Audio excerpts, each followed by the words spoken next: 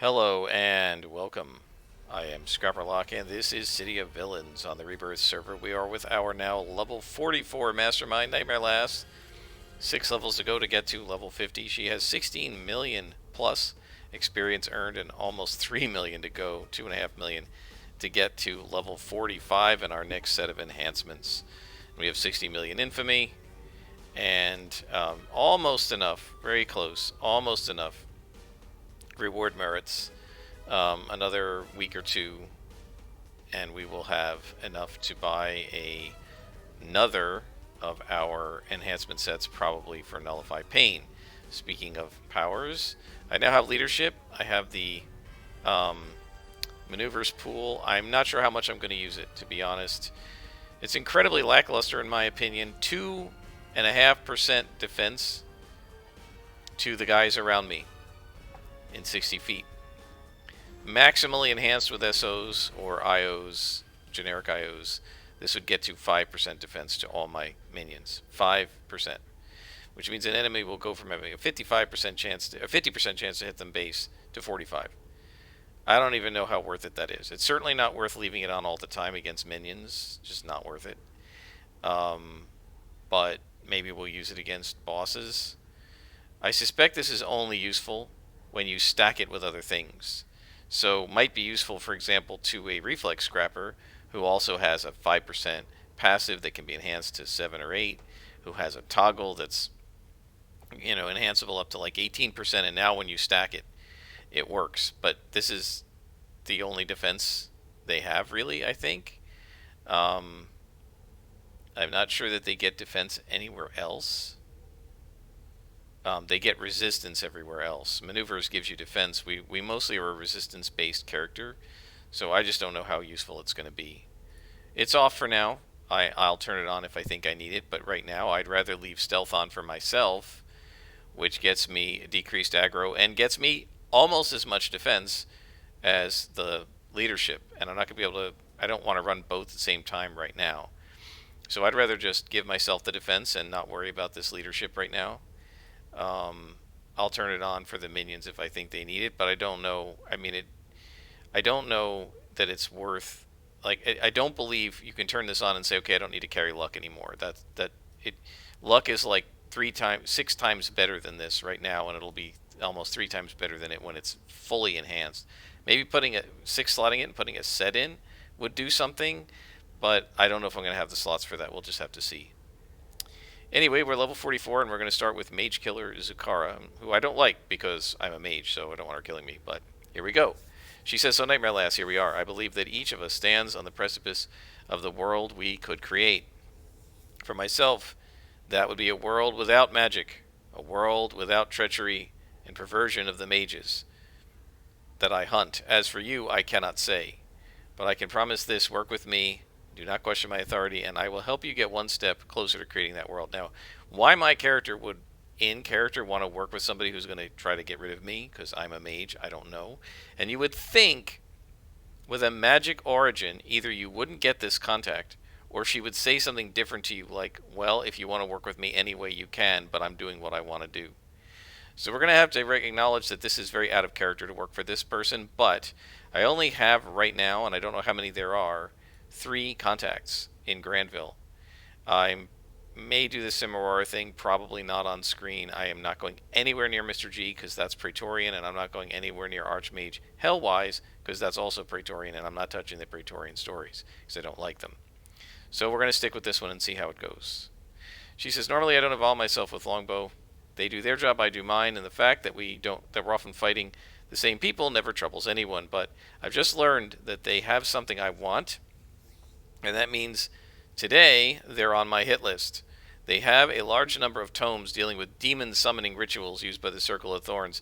I want those books, Nightmare Lass. I want you to get them. So getting books on demon summoning is okay. If she's going to try to stop demon summoning, why would my demon summoning mastermind help her? Again, I wish this game had the sophistication where I could be like, okay, I'm going to betray you and keep these books because I want to summon my own demons. But I don't think we're going to be able to do that. In fact, I know we won't. So we have to go to Nerva Archipelago and steal the Circle Tomes. So I will pause it, and I will bring you back when we are at the mission door. Alright, folks, we're back. We're ready to summon our demons.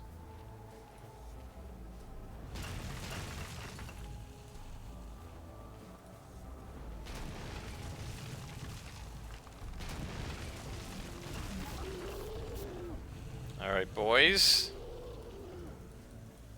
come get your buffs while they're hot. And we're going to go inside and steal the circle tomes.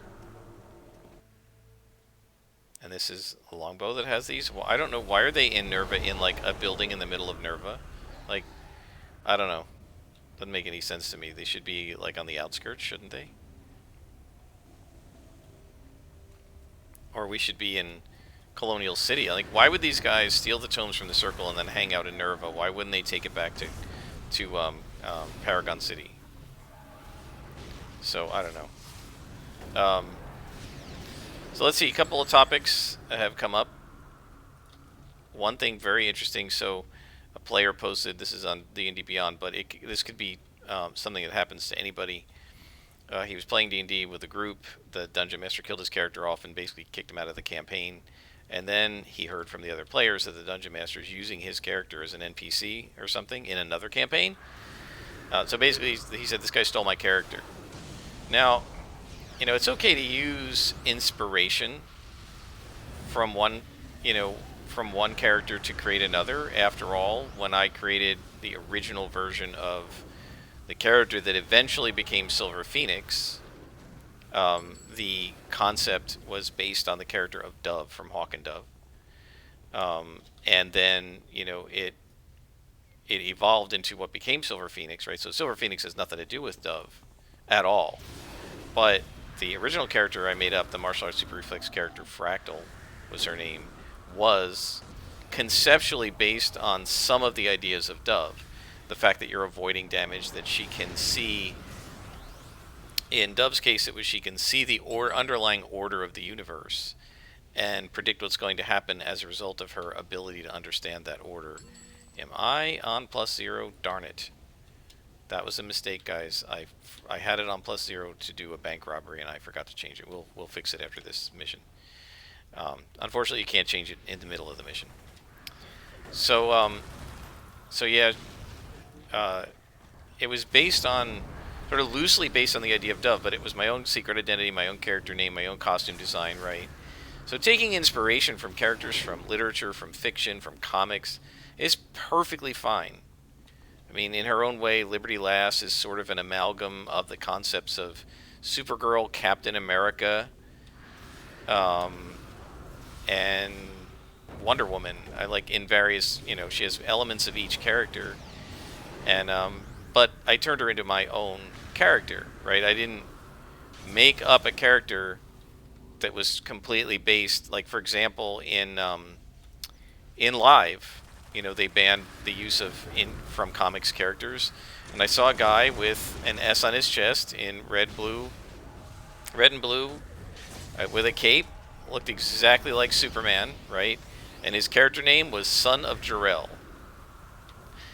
That's just copying the character of Superman, right? That's very different from making up a character like Liberty Lass, who has patriotic elements borrowed from the idea of Captain America, who has sort of powers borrowed from Supergirl a little bit and Wonder Woman a little bit, and who has a backstory that is very different from all of them, right? So taking inspiration is great. If this DM had said after the character left his campaign, the player had left his campaign, look, your character idea was really cool, would you mind if I use it as an NPC? And the player had said, sure, no problem. Or if the NPC had just been an interesting concept and the Dungeon Master had just used the concept, but he didn't do that. He actually took the character from the campaign and copied it. Like, stat for stat, he copied the character sheet and used it as an NPC or a PC in another campaign. That's really crappy. You shouldn't do that.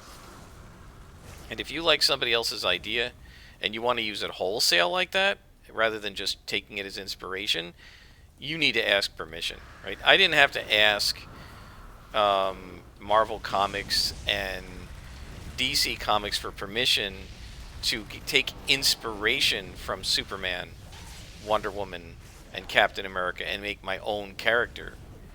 Right. Well, I mean, knowing their lawyers, they might grumble about the fact. I mean, after all, DC, was it DC or Marvel? One of them tried to argue that the word superhero was their trademark and other people couldn't use it, which is absolutely ridiculous. Um, so, yeah, they tend to be money grubbers. And if they're going to do that, like, I have no respect for them. But if you're talking about actually taking inspiration, using it to create your own thing, that's fine. Matt Colville talks about this in his D&D game. He uses various modules from old school D&D. He doesn't use them word for word. He uses them as inspiration to make his own adventures. Again, that's fine. But if you're going to take the Village of Hamlet and call it the Village of Hamlet and use all of the stats and the words and try to publish it under your own name, that's called plagiarism, and you're not supposed to do that. So, same thing here. If you see somebody with a cool character in City of Heroes and you like the idea and you want to make up a character that's inspired, like say you want to make up a character that's inspired by Nightmare Lass. So you create a demon summoning mastermind and you like the idea of someone who like pulls nightmares from people's minds. That's fine. But calling her Nightmare Lass, using the exact same costume design, like I don't care. Go ahead. But you should make sure the person doesn't care before you actually use their concept yourself. I hear it glowy. It's not cool to completely copy somebody else's idea. So, just be ethical about it, guys. You all know that you shouldn't be stealing somebody else's character concept and using it as if it's your own. So just make sure you don't do that kind of thing. And there's the glowy. As usual, I was looking in the wrong place. Bring the demons up and attack. And while they're attacking, I can open the safe. And there's a tome. Gotta ask yourself, why'd they break them up? And we're being ambushed. So we'll wait a sec for the ambush to find us.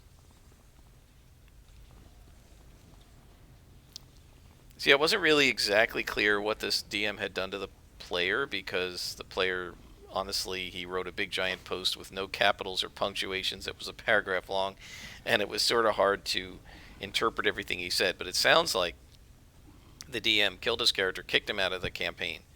And before kicking him out of the campaign, I guess as a DM, you can like take ownership. I've never tried to do this because I wouldn't do this to my players, but I guess a DM can grab a player character and say, it's mine now, and take it from you. And I guess this player had that done to him. I'm not sure exactly how it all works in D&D Beyond, because I would never do that to another player, so I've never looked to see how you could do it. Right? It's sort of like exploits in City of Heroes, and people figure out how to do an exploit.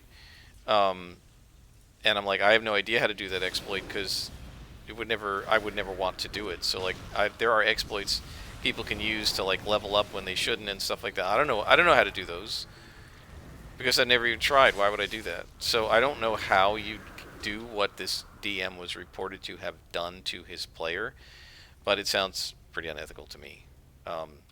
So yeah, if you're a DM, you certainly shouldn't be stealing people's ideas. I mean, that's not cool at all.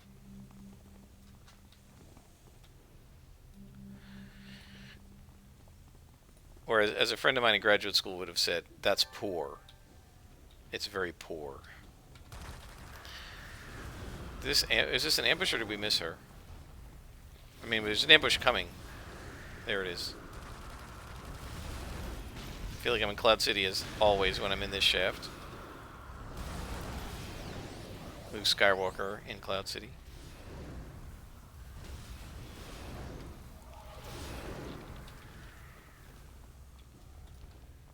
And there's another one.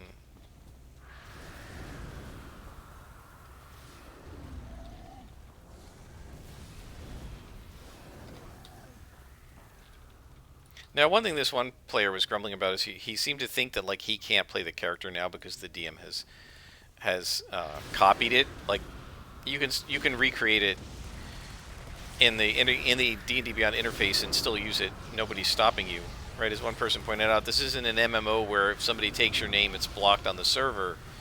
Yeah, that's true. But can you imagine being on a guild here in City of Heroes? Nightmare Lass is on a guild. I have some falling out with the guild leaders. They kick me out of the guild, and then that guild leader that kicked me out makes a character called Nightmare Dash Lass, completely copied exactly like my character with my background and everything else. That would be really crappy. It would be poor. Don't do that kind of thing, guys. Have some ethics. If you're going to borrow somebody's ideas, ask. Most people will be super flattered that you thought their idea was cool enough that you want to use it as inspiration for your own. The only people who aren't flattered by that are money-grubbing corporations that want to milk every last ounce of, every last dime out of their intellectual property, right? It's the same reason that Homecoming is probably never going to get permission to be the official servers of City of Heroes, because NCSoft owns the IP, and they're going to want to milk every last penny, every last drachma, every last, what did the Romans call it? Every last denarius out of the property. Every last Republic credit. Every last Federation credit. Every last bar of gold pressed latinum, or whatever it is that the Ferengi liked. They want every little penny, every ounce they can squeeze out of their IP. So yeah, they don't, instead of being honored, they're thinking about how many dollars and cents you might be costing them. But in a normal setting, when you have normal people who are playing games like this, like if somebody emailed me or posted to the comments and said, "Hey, I love your idea for Nightmare Lass. Is it okay if I go on to Homecoming and play her and just make up the name's available? Can I take it and play it on?" Yeah, sure, go ahead. I'd be flattered that somebody thought my concept was cool enough that they wanted to play it. And I think most people would be flattered. But just because you think people should be flattered and honored that you chose their idea doesn't mean you get to just take their idea without asking, right? Again, inspiration is fine. You don't need the permission for that, right? I made up a demon summoning mastermind because yours seemed to play really cool. You don't need to ask. There's no courtesy involved. Demon summoning masterminds are a perfectly normal class to take. But if you're going to make Nightmare Lass as a courtesy, you should say, "Hey, would you mind?" Now, as I'm saying, you don't have to ask. Nobody ask. You don't have to ask, because I'm saying blanket. I don't care. I don't mind. It's fine. Any character concept I've done, if you want to go onto a different server and make it up, feel free. I'm flattered. But in the normal course of things, if you're not sure that the other person would be flattered for you to do a dead copy of their concept on a different server, ask. Again, most people will say, "Sure, go ahead." Right? There are people who go onto every server in existence and take their favored name because they don't want anybody else to have it. Like would be such as me. I didn't do this, right? I did not do this. But I could have hopped onto every server the day these all launched and tried to take Liberty Lass, right? So that nobody else could have it. Instead, I can't get it anywhere without at least dashes or dots or some other weird character in her name, because Liberty Space Lass has been taken on every single server that I've tried, right? That's,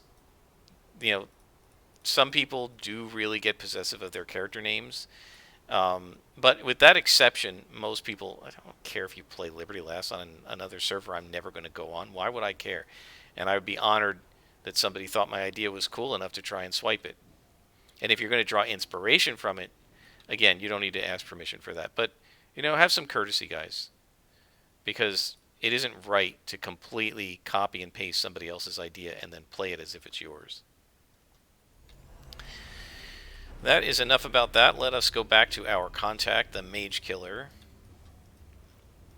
So I'm going to do a little bit of roleplay here and say, I'm not going to show it on screen because there's no point, but we're going to imagine that what Nightmare Lass did before actually is the base here. Oh, let's do it. Let's actually do it. Let's actually roleplay it a little bit.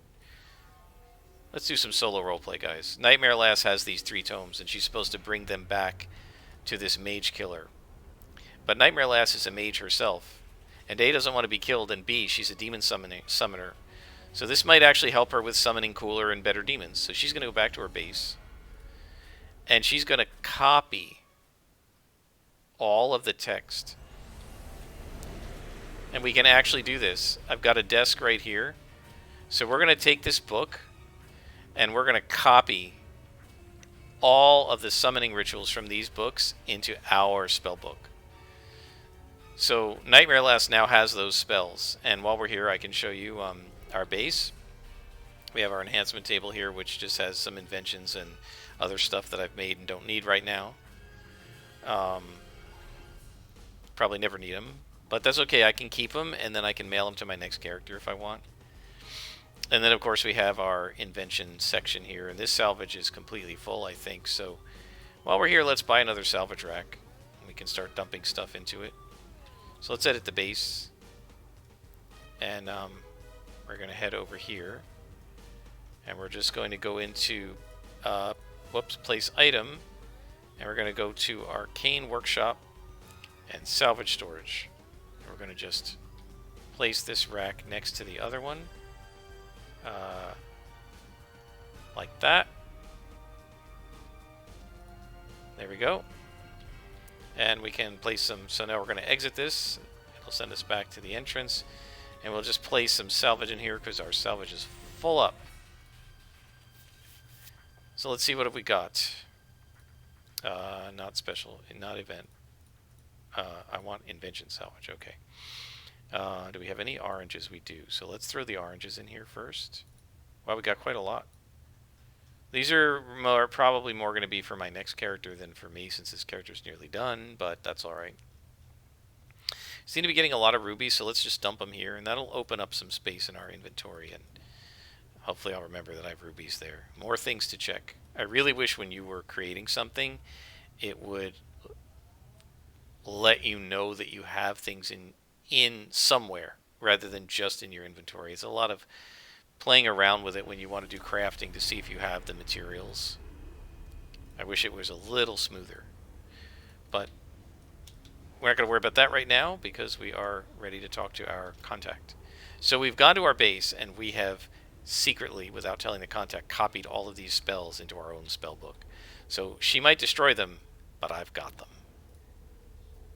Excellent. These tomes will help me root out the circle and their vile projects wherever I can. Good work, Nightmare Lass. You struck a firm blow against magic this day. No, I haven't. You helped me become more powerful this day, bitch. Alright, she says, we've got work to do. Ghost Widow's organization has been developing a new soul trap technology, and I'm afraid they're well past the due date. Technology should be ready, but for some reason Ghost Widow's unwilling to give it up. I'd like you to go and take it, but we'll have to go through channels first. Arbiter Deus. He gives you permission. You may do whatever is necessary. So, Arbiter Deus has already gone up against Ghost Widow with us. This is probably out of order, because Ghost Widow is going to be ticked off at me right now. And this will make her more ticked off, but that's okay. So let's go talk to Arbiter D. And he's the one who had me go betray Ghost Widow last time, so he should give me permission here, I would think.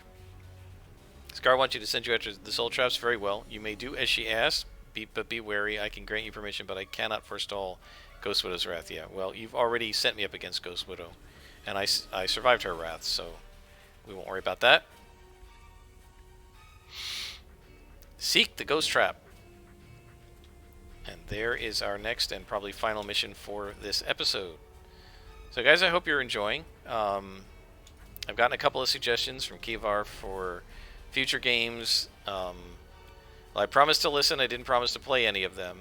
Suggestions are great. Keep them coming. Not going to go back and play Neverwinter Nights. I played that to death when it was first out in like 2002 or whatever with a couple of my friends. We got multiple parties to level 20. I don't particularly want to go back and play Neverwinter Nights. Additionally, it's 3rd edition D&D, and my head is all wrapped around 5th edition D&D now, and I really don't want to... Not that 3rd edition is bad. I think I might have actually liked 3rd edition better than 5th edition, but I don't want to get my head into 2 different versions of D&D at this point. I think that's just gonna... It's just gonna make it harder for me to switch from one to the other. Shadowrun was another suggestion. I've never played Shadowrun, don't know anything about it. Shadowrun's sort of a cyberpunky kind of vibe. I'm not a cyberpunk fan thematically. My go-to genres are superheroes, classical Lord of the Rings style fantasy, and science fiction.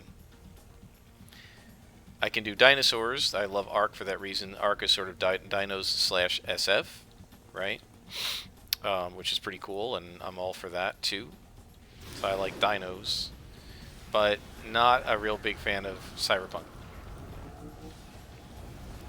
Not a huge fan of horror either. I won't be playing Call of Cthulhu anytime soon, I don't think. Just not a fan of that genre either. So, I mean, keep the suggestions coming. You know, one thing I would love to do, but I don't think you can play it on the PC anymore with newer versions of Windows, is I wouldn't mind doing a run-through of Jade Empire. That's a great game.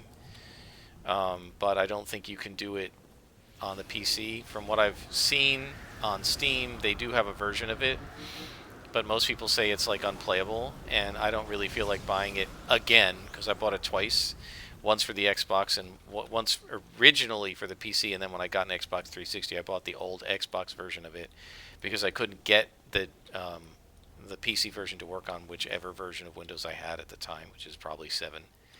Now we're on Windows 10. I don't think it's going to work, and a lot of people have complained that if they're going to have it on the Steam Workshop, they should guarantee it's going to freaking work. So I just don't want to deal with that. I'm not in the mood to buy a game I can't play. It's an awesome game, though. One of my favorites. So yeah, keep the suggestions coming. I'm not sure I want to do an MMO. And so I would say this: it needs to be a game that's completely soloable. I'm not sure I want to do an MMO. Even if I wanted to get into the grouping aspects of a regular MMO, I wouldn't be doing them on screen.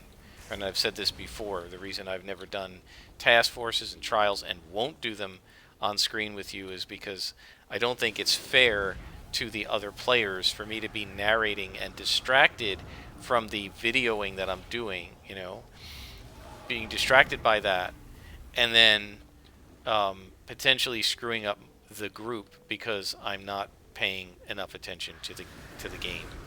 Right? You guys have seen me screw up before, where I'm busy talking, narrating, and I completely mess up and I over aggro and stuff. And you know, if it leads to my death here, which it has a few times, definitely once with Silver Phoenix. I was even talking about how there's like practically no chance of dying, and then like later in the mission, and it wasn't long, like 5-10 minutes later, I got hit twice by two guys that they were floored. They hit anyway, and this is the prison, it looks like, so there won't be anything up here. They were both floored. They both hit me anyway with less than a 5, and they killed her in 2 shots. Just bang bang. I didn't even have time to hit a heal button, right?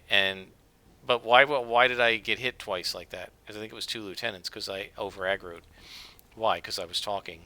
And all of a sudden I'm fighting 2 lieutenants, and I forgot to set the mission to +1. I'll do it after this, I guess. I got distracted by going to the base. You see, talking, changing the subjects, you get distracted, right? And Silver Phoenix got killed because I got distracted, and who cares? It's my character. Whatever. Yeah, it's a little embarrassing to have it happen on screen, but whatever. But if I get another player's character killed, if I cause a team wipe, that's not cool. So I don't want to do that, which means that if you suggest an MMO, it has to be one that is 100% soloable all the way from level 1 to level X, whatever the final level is. It can't be one that you can't solo, or that you can't do most of the content solo, because I will not be able to film the rest of it. So yeah, I don't know exactly what I'm going to pick at this point, if anything. None of the things that have struck me so far have turned out to be either workable or ones that I actually want to do, and I haven't seen any suggestions either that make me want to do them. So I'm not sure what we're going to do next, if anything. And by the way, guys, it won't hurt my feelings or upset me. I prefer honesty always. if you want to make the comment, look, these are interesting videos, but enough already. You don't really need to find another thing to do. You can just stop, and nobody will mind. That's fine. Um, I could stop if people aren't interested in watching me play other games. You're only here for City of Heroes. You've seen enough. We've done 3 full characters now to level 50 once we're done with Nightmare Lass, and we've done all 3 sides of the game, blue, red, and gold. So that's enough. I've said all there is to say. I've narrated all there is to narrate. I've gone on all the rants there are to go on rants about, both for this game and other games like D&D or Champions. And maybe it's run its course, and enough's enough. If that's true, it's okay to say it. I won't get offended. Better to know than to find out nobody wants to watch me do anything but play City of Heroes, and I go through all this effort to find other games to play with you guys, and nobody wants to watch. Right? It's a lot easier just to not do that. So I'm perfectly happy to go through the exercise of trying to come up with another game that would be fun for people to watch, that I can play and narrate and enjoy. I'm perfectly happy to go through that exercise if people want me to, but if nobody's going to watch anyway, there's no point in wasting my time on that. And it's perfectly fine. I won't be offended if people want to say that. So feel free to leave comments either on suggestions of other games, and hopefully you won't be offended if I didn't like your suggestion if you post one. That's okay. Everybody's got different tastes, and you guys can't know all of mine. So suggestions are fine, but hopefully you aren't offended if I say, nah, I don't want to do that one. But if your suggestion is, look, be done, right? Get to level 50 and end it, and don't do any more of these. That's okay too. I won't be offended. I'm pretty thick-skinned. I'm not that easy to offend.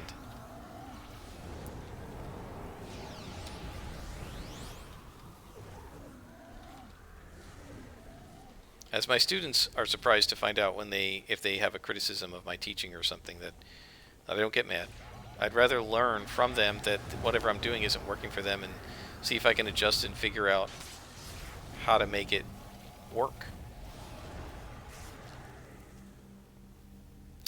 And we've got the ghost trap here, it looks like. And the mission is complete. How are we doing on time? 32. So I guess this is the end of this episode.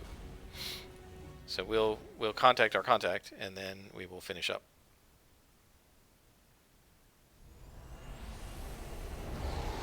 And I will, in between episodes, go and do what I said I was going to do and change difficulties. But first, let us contact Zukara.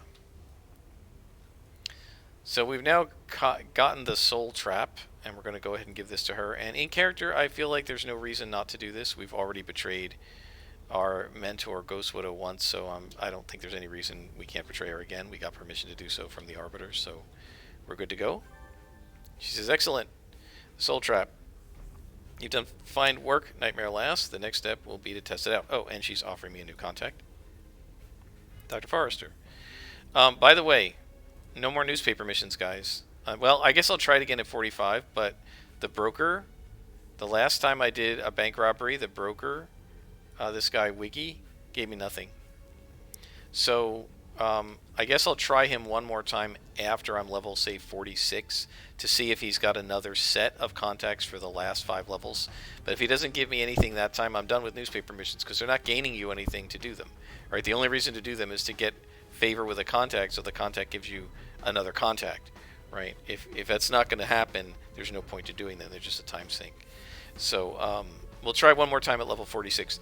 But I'll do that off screen, and I'm not going to do that for another couple levels.